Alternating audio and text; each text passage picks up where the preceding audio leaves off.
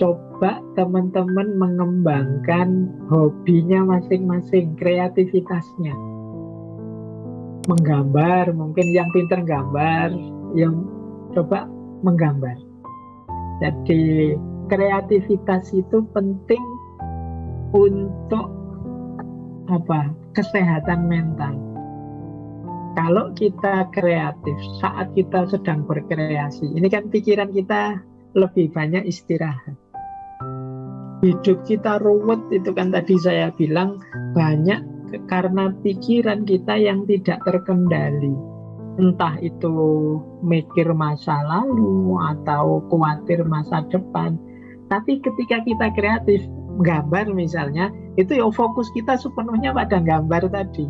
Atau mewarnai, sekarang kan banyak itu di toko-toko buku itu yang aspek mewarnai. Itu kan membuat kita fokusnya ke situ.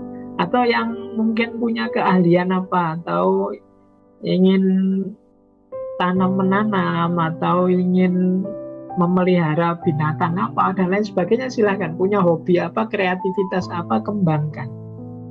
Saat kita asik dengan hobi kita, itu pikiran lebih rileks.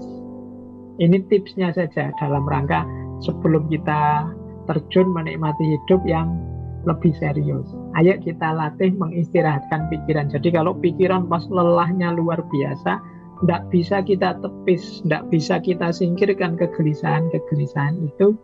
Ayo kreatif. Mungkin mengembangkan hobi, mungkin melakukan apa. Pak, tapi saya tidak bisa Pak gambar Pak. Ya gambar untuk diri sendiri, nggak usah ditunjukin orang deh. Gambar-gambar dilihat-lihat sendiri. Terus atau mewarnai saja lah kalau nggak bisa gambar. Itu mudahnya bisa. Jadi kembangkan kreativitas. Atau boleh jalan-jalan. Jalan-jalan itu ya keluar-keluar, touring-touring. Tapi dengan tujuan ingin menikmati suasana saja. Ini mengistirahatkan pikiran. Kadang-kadang kan kita ini agak over. Maunya santai-santai, tapi begitu keluar masih mikir. Mungkin touring bareng-bareng teman, nanti di luar harusnya asik menikmati suasana, malah diskusi politik, malah bahas tugas-tugas, malah tidak jadi asik. Ayo perhatikan jalan-jalan di luar, lihat sekeliling, lihat apa yang terjadi, lihat indahnya suasana.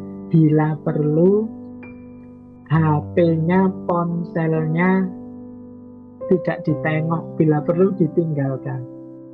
Karena biasanya yang hari ini yang sering mengganggu itu ya HP.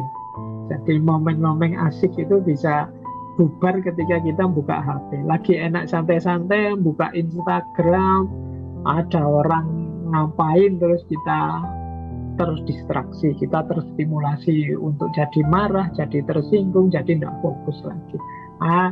Bolehlah dalam sehari kita menyapih HP kita untuk tidak melulu jadi yang kita pegang. Ada lagi, ini menarik. Kalau ini sebenarnya saya ambil dari Imam Ghazali. Di antara manfaatnya langit, itu kalau kita sedang galau, sedang susah, coba keluar, tataplah luasnya langit. Ya, langit malam boleh. Langit malam itu kan indah. Setelah ini teman-teman boleh keluar, coba lihat indahnya langit malam. Nikmati saja, tidak usah di-judgment, tidak usah wah ini kalau zaman dulu tidak ada listrik lebih asik, ini tidak usah mikir aneh-aneh lah. Dinikmati saja, apa adanya saja, apa yang ada di sekeliling kita. Tidak usah wah menyesal dulu kalau di kampung gini masih ada suara-suara jangkrik, masih ada suara kodok, sekarang sudah tidak ada. Itu sumpek lagi nanti kalau mikir. Dinikmati saja apa adanya. Jadi kita keluar menikmati yang ada di sekeliling kita. Kemudian boleh juga tipsnya, jadi ini dalam rangka mengistirahatkan pikiran sebenarnya, biar kita lebih sadar, lebih mindful. Ayo kita nikmati apapun yang sedang kita jalankan. Atau bikin kopi, mungkin ada yang bikin kopi. Coba nikmati proses bikin kopi itu sejak awal. Sejak naruh kopi, menyeduh kopi, membau betapa sedap aromanya, uap hangatnya menyentuh wajah kita, kemudian kita seruput sedikit-sedikit, itu sebenarnya indah. Tapi kita sering cuek dengan proses ini. Yang teh ya teh, yang cemilan mungkin makanannya dipegang, dilihat, kemudian dirasakan sedikit demi sedikit.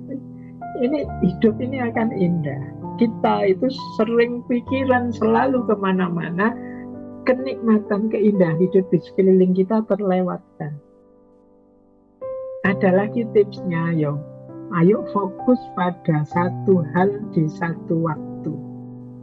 Nah, ini menarik. Jadi karena biar tidak terdistraksi kemana-mana. Ada lagi cara yang banyak disarankan, yaitu menulis diari, buku harian. Mungkin generasi hari ini itu sudah tidak familiar lagi dengan buku harian. Mungkin sekarang kenalin blog, Instagram, Twitter, Facebook. Jadi tempat curhatnya itu anak-anak hari ini banyak di media sosial. Yang itu dibaca orang banyak. Kesadaran bahwa ini nanti dibaca orang banyak itu membuat kita sering tidak otentik. Kita sering lebih banyak pencitraannya.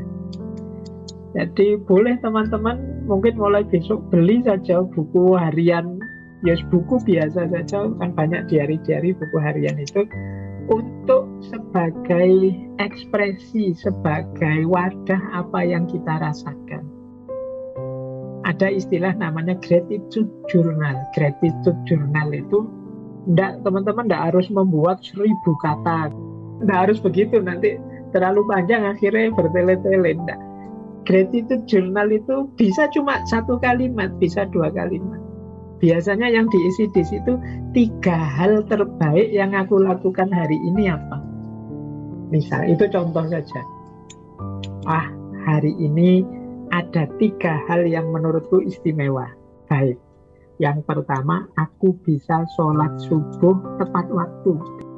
Yang kedua, aku bisa membuat temanku senang tertawa. Biasanya temanku ini marah-marah terus. Alhamdulillah aku sukses membuat dia tertawa hari ini. Yang ketiga, aku bisa tahan misalnya ngaji filsafat ini 2 jam, padahal biasanya setengah jam mengantuk sudah misalnya.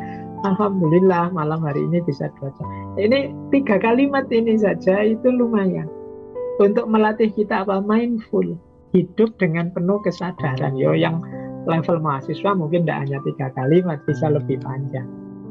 Dan ini momen privat kita, di momen kita menikmati hidup kita.